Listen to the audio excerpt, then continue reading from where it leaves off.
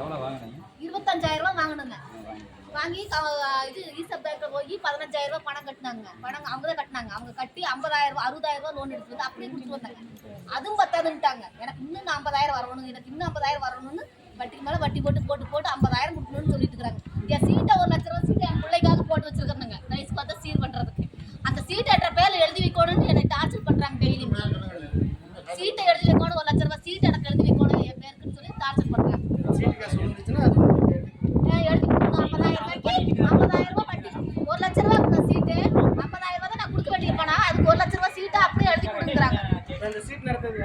சீட்டை அந்த ஒரு பொண்ணு நடத்துதுங்க. அவங்க கிட்ட ஆமா நாங்க சீட்டு போட்டு எனக்கு அந்த சீட்டை எழுதி வைக்க அப்படின்னு சொல்லி நான் சொல்லிட்டேன். சீட்டு என்னை தவிர யாரும் அந்த சீட்டை எடுக்க கூடாதுன்னு நான் அவங்க கிட்ட சொல்லிட்டேன். ஆமாங்க.